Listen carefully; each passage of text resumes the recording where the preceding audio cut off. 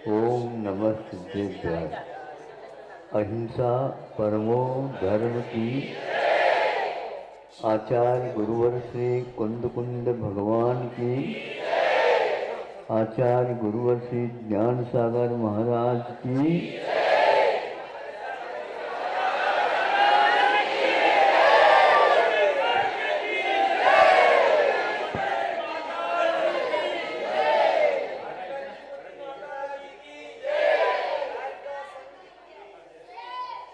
आकाश के प्रदेशों की पंक्ति के अनुसार ही वचन आदि जो उद्गल द्रव्य आदि हैं उनकी गति होती है। उसके लिए अनुश्रेणी गति कहा है।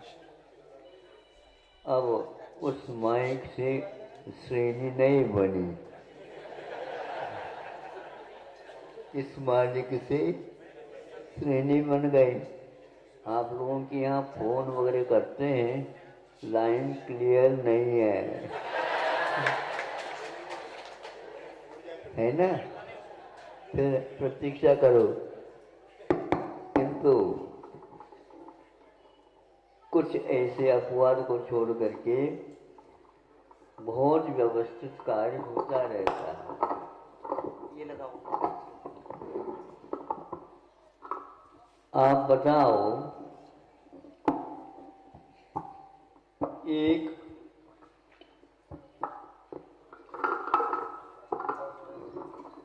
हजारों किलो की वस्तु है और एक थोड़े ही भार वाली वस्तु है, तो बड़ी वस्तु जो हजारों किलो की है उसको पानी में फेंक दो और जो बहुत ही कम भार वाली वस्तु को भी पानी में डाल दो।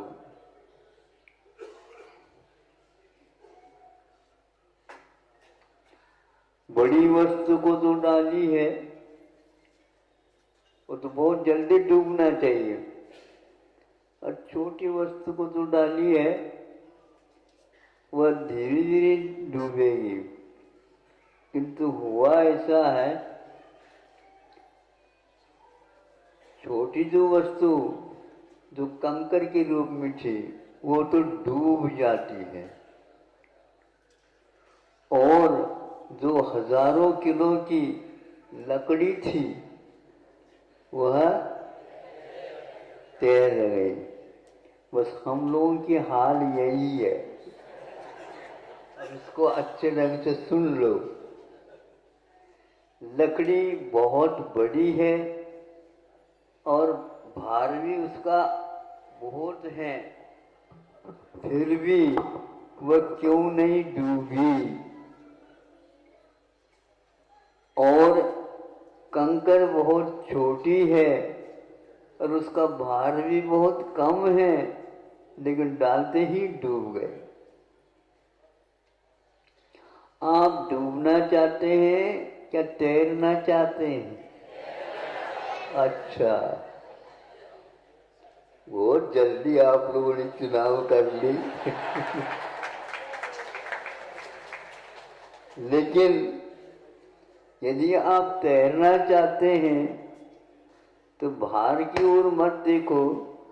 उस भार वाली वस्तु में क्या संरचना है जो इतना भार वाली होकर के भी नहीं डूबी, और कंकर में ऐसी कौन सी रचना है जो भार कम होते हुए भी वह एकदम डूब गए।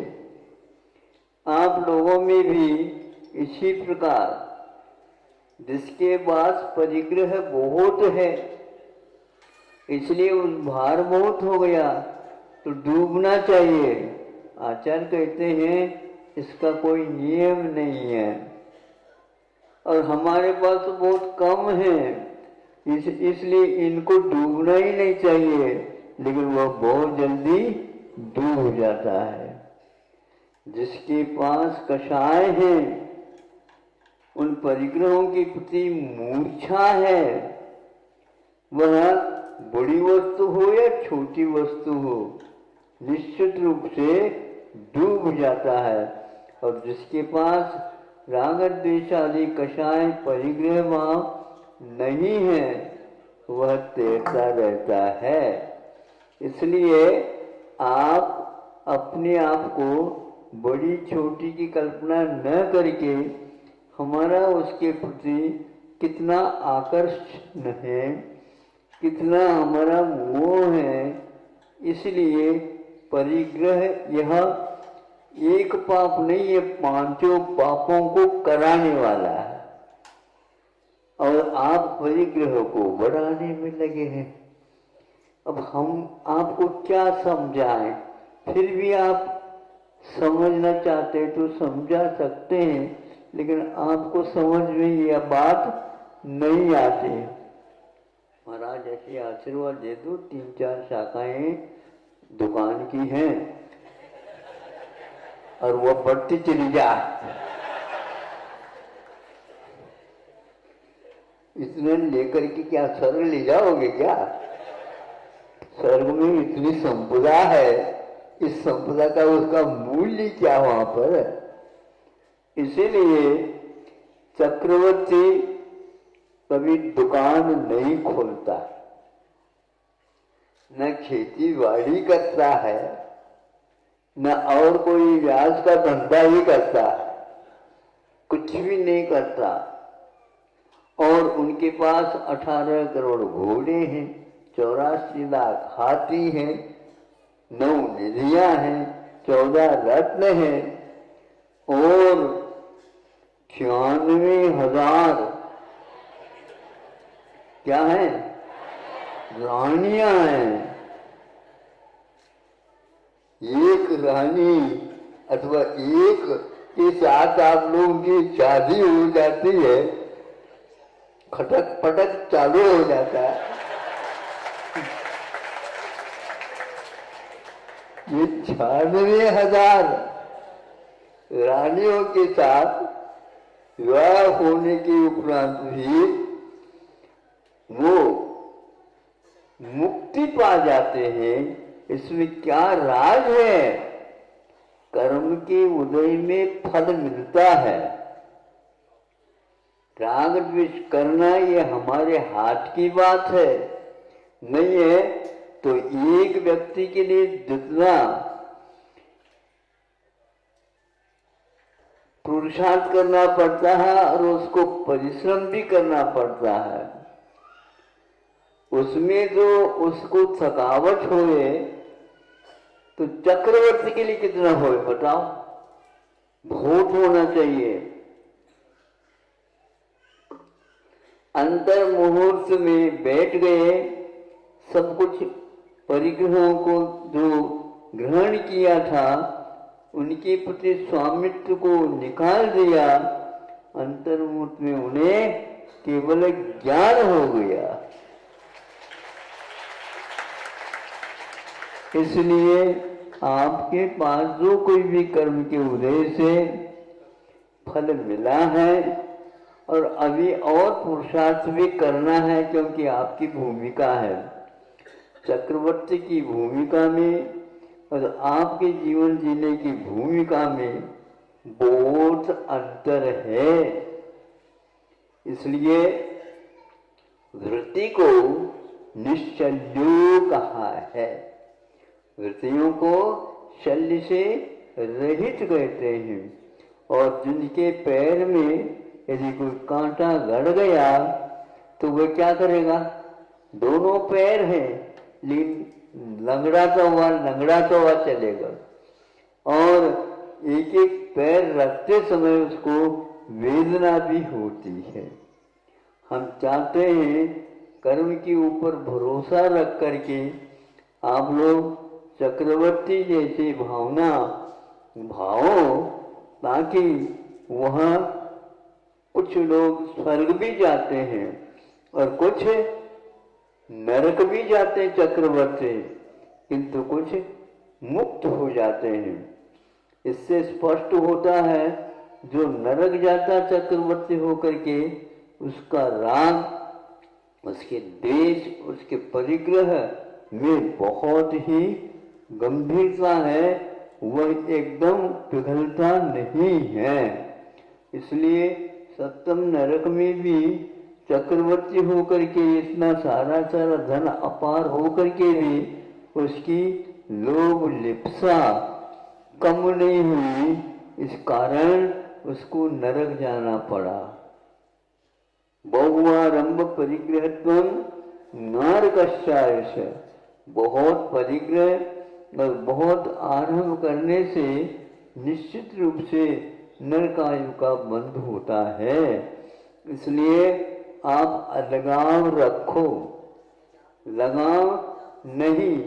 लगाव जो है, जिन्होंने हमेशा के लिए सब पदार्थों की लगाव को छोड़ दिया है, ऐसे पंच परमेश्वरियों की आराधना करो और लकड़ी जैसी की संरचना है, ऐसे अपने भावों की भी बनाओ, जिससे कि आपको बहुत संसार में भटकना नहीं पड़े। बहुत दिन से भटकते हुए आए, हम रास्ते से चल नहीं रहे। भटकना वही, इसको भटकना बोलते हैं।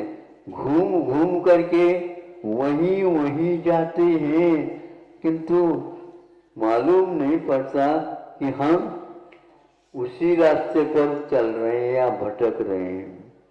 इसलिए भटकने का अर्थ बिना रास्ता का होता है और चलने का अर्थ रास्ते से होता है। आप रास्ते से चलेंगे, सीधे पहुंच जाओगे, और यदि नहीं चाहोगे, इधर उधर की बातें करोगे, तो भटकना तो है, अटकना तो है। अभी कब तक भटकोगे? बहुत सारे हमारे साथी हैं महाराज, हम उनके साथ, मैं अकेले थोड़ी भटक रहा हूं, बहुत सारे हैं, तो उनके साथ भटकते जाओ। पागल होता है, समझता है ये सब लोग पागल हैं, और आप समझते हैं उसको पागल। आप बताओ, आप उनको पागल क्यों कह रहे हैं? वो बोलता ही नहीं, वो किसी की ओर देखता नहीं, वो हंसता है और न रोता है, न ही वस्त्रों के बारे में विशेष छानबीन करता है। भोजन मिल जाए तो खा लेता है, नहीं मिले तो रहता है। ये पागल तो हो ही गया ना, ठीक है, वो पूर्ण पागल है और आप अध पागल है। अब अपने आप को जो मानता है वह पागल, क्या कभी कभी सुनने में आता है, 1.5 अक्कल वाला। ऐसा है, बोलते हैं ना, मतलब एक अक्कल हो और दूसरे की अक्कल को और उसके साथ जोड़ देता है, इस प्रकार 1.5 अक्कल वाला हो जाता है।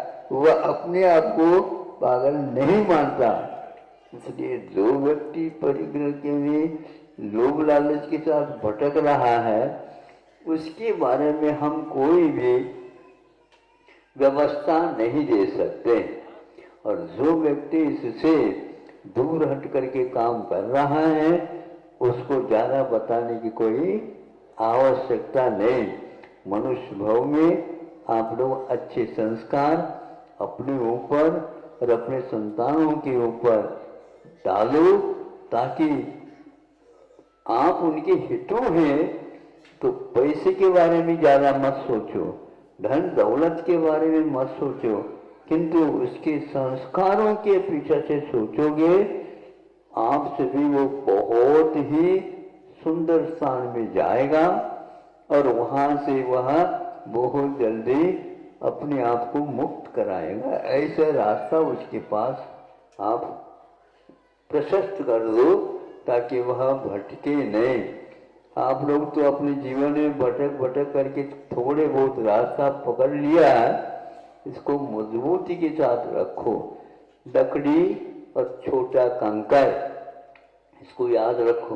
कंकर बहुत जल्दी डूब जाता है और लकड़ी तैरता हुआ अपनी यात्रा पूर्ण कर लेता है। बहुत दूर तक लकड़ियां तैरती हुई बहते हुए बिना डूबे तट तक पहुंच जाती हैं।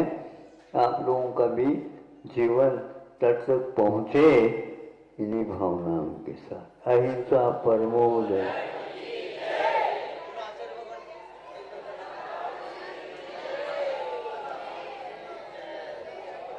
Hello hello.